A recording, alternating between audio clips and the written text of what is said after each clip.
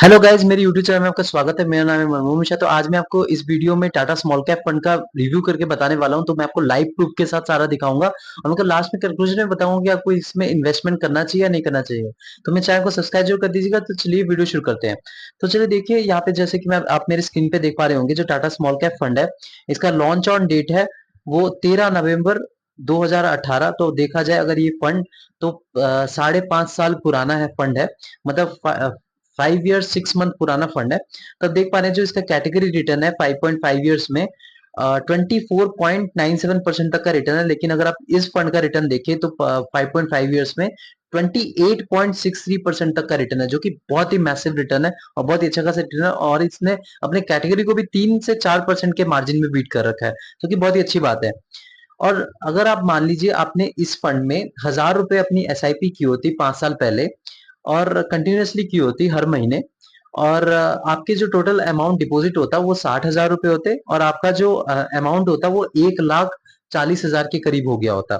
तो 1,39,000 रुपीज। और मान लीजिए आपने इस फंड के में ना करके आपने गोल्ड में इन्वेस्टमेंट किया होता और आपके 60,000 रुपीज डिपॉजिट हुए होते और आपके 60,000 रुपीज 93,360 रुपीज में कन्वर्ट हो गए होते।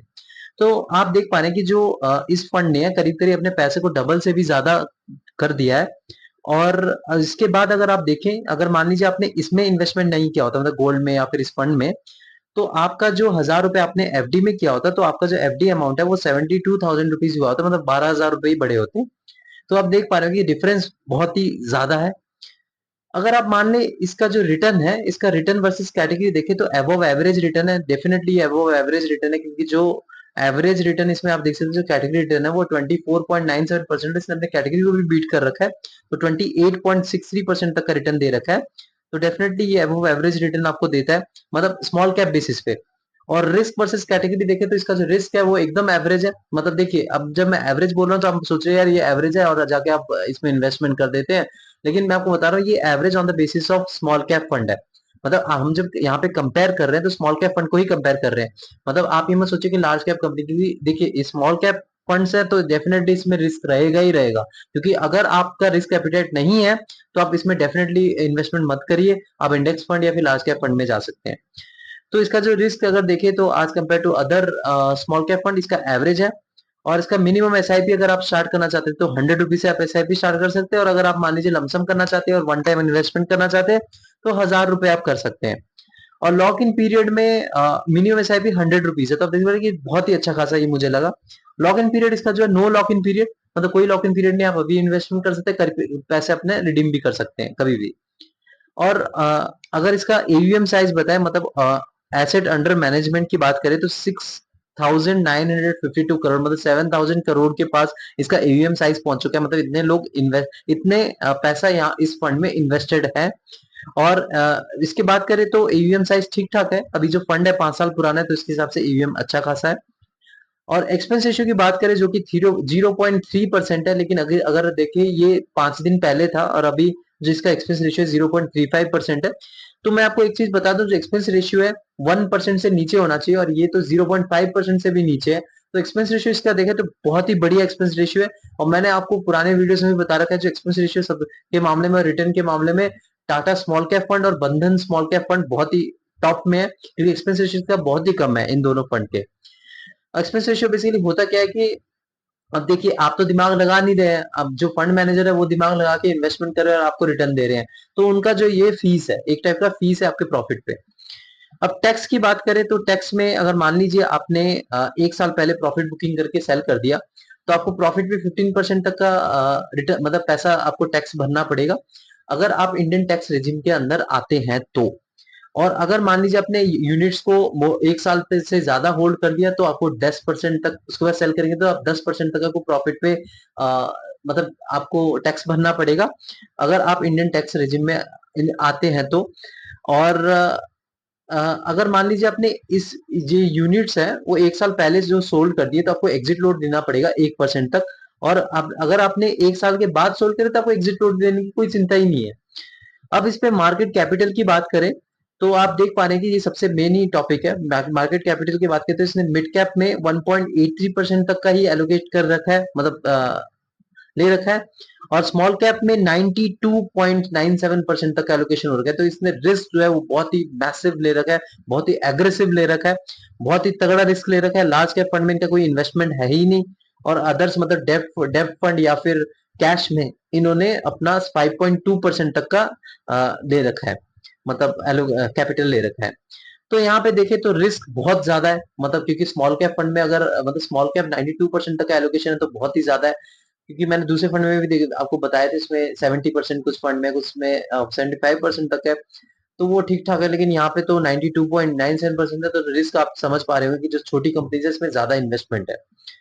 अब सेक्टरल एलोकेशन की बात करें तो इंडस्ट्रियल सेक्टर में इनमें 30.15% तक का एलोकेशन हो रखा है। सेकंड पे आता है कंज्यूमर साइक्लिकल 15.02%। थर्ड पे आता है बेसिक मेटल जिसमें 14.54% तक का एलोकेशन हो रखा है। फोर्थ में फाइनेंशियल सर्विसेज है 11.22%।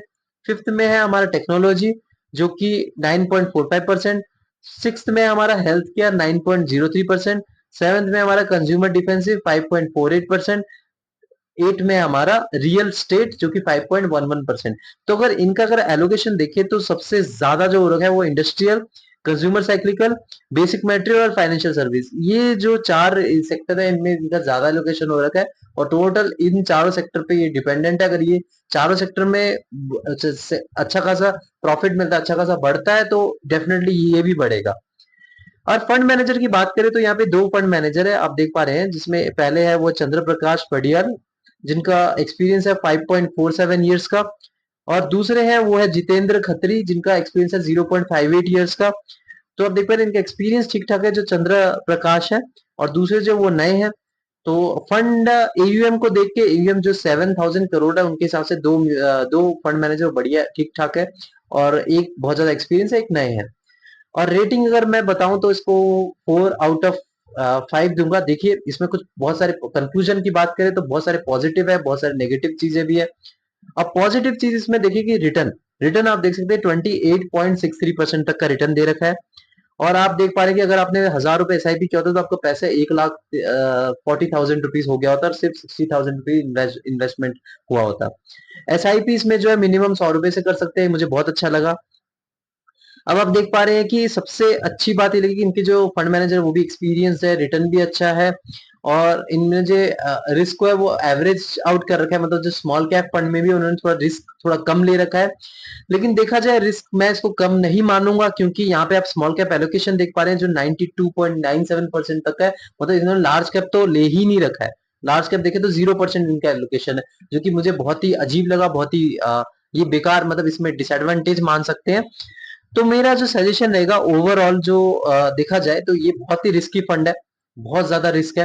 लेकिन इसका सबसे खास बात इसका एक्सपेंस रेशियो बहुत कम है, मतलब देखा जाए आज कंपेयर टू दूसरे म्यूचुअल फंड में रिटर्न बहुत ज्यादा है, क्योंकि देखिए रिस्क रहेगा तो रिटर्न भी रहेगा।